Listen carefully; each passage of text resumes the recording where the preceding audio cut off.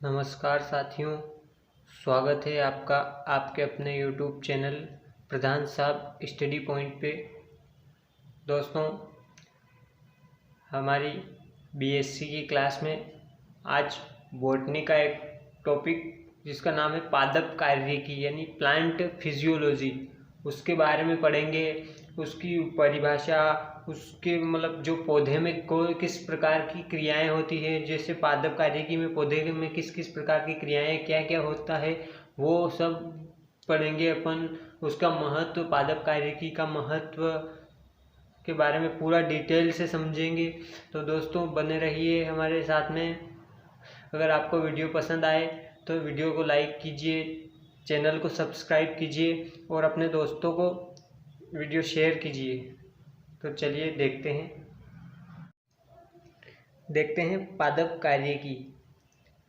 इसकी परिभाषा: वनस्पति विज्ञान की वह शाखा जिसमें पौधे के पूरे जीवन काल को यानी अंकुरण से लेकर उसके मृत्यु तक, यानी कि पौधा जब उगता है और उसकी जब पौधा सूख जाता है उस समय तक यानी मृत्यु तक पौधे के जीवन की सभी क्रियाओं का अध्ययन पादप कार्यकी कहलाता है।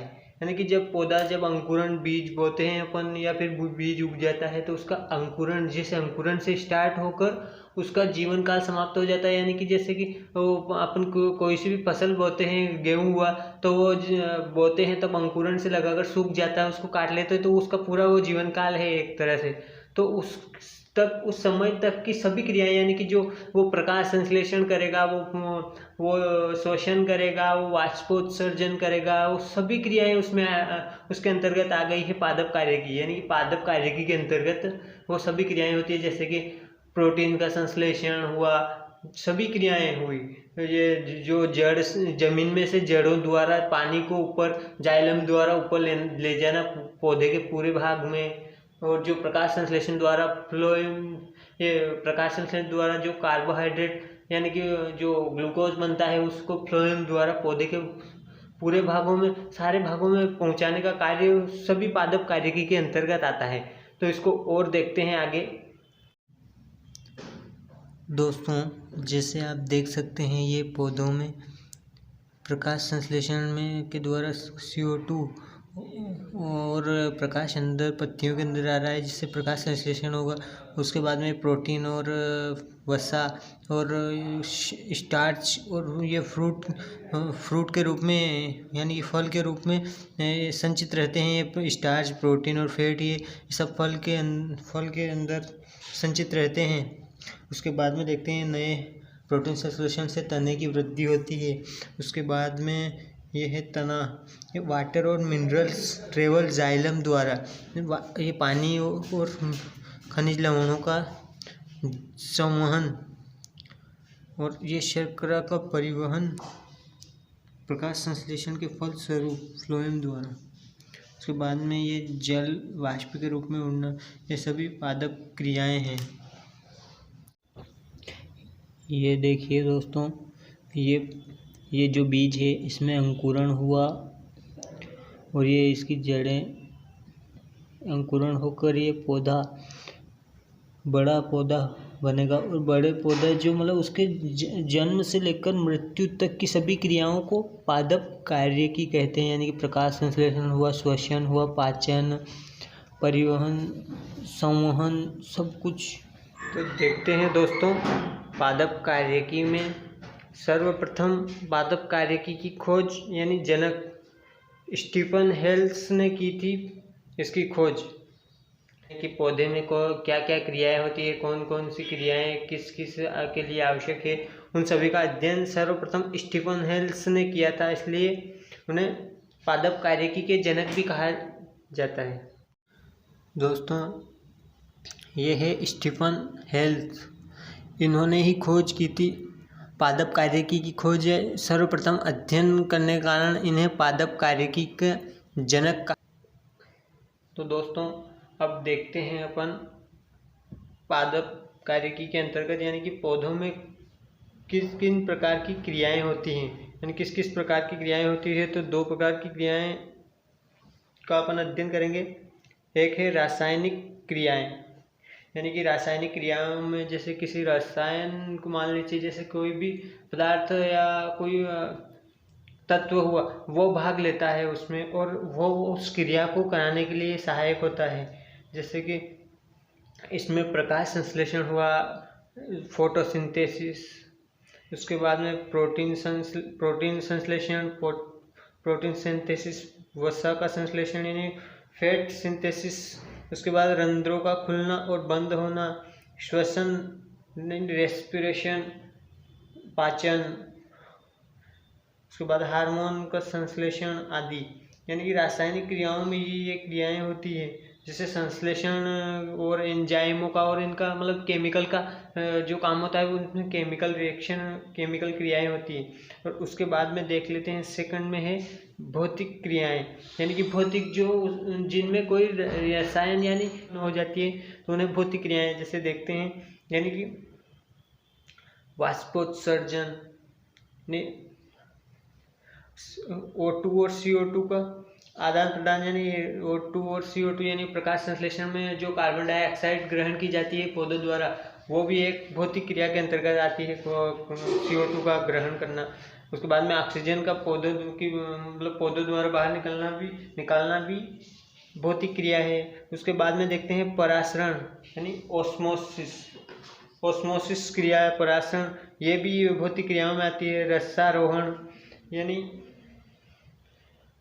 रेप्चर, उसके बाद में है वृद्धि यानी ग्रोथ, खनिज लवणों का अवशोषण, यानी जो मिनरल्स होते हैं उनका जो पौधे की जड़ों द्वारा, पौधे जो अपनी जड़ों से खनिज लवणों को यानी अवशोषण करते हैं जड़ों द्वारा, और पौधे के विभिन्न भागों तक पहुंचाने का कार्य जाइलम द्वारा होता है, लेकिन वो क्रिया होती है वो भौतिक क्रिया के अंतर्गत आती है।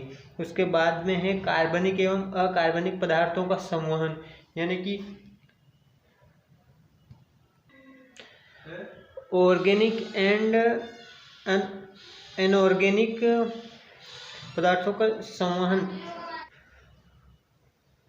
दोस्तों अब देखते हैं पादप कार्य की यानी प्लांट फिजियोलॉजी का महत्व, यानी कि उसके इम्पोर्टेंस क्या क्या है वो देखते हैं।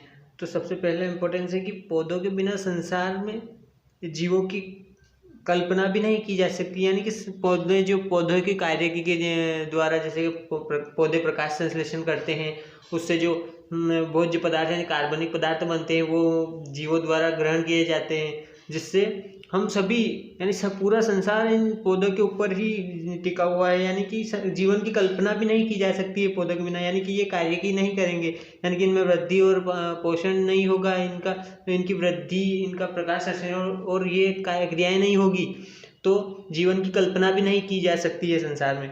दूसरा पॉइंट है प्रकाश संश्लेषण में ऑक्सीजन छोड़ते वो वातावरण में जो जीव जंतुओं के श्वसन में अत्यंत आवश्यक हैं और जो ग्रहण करते हैं।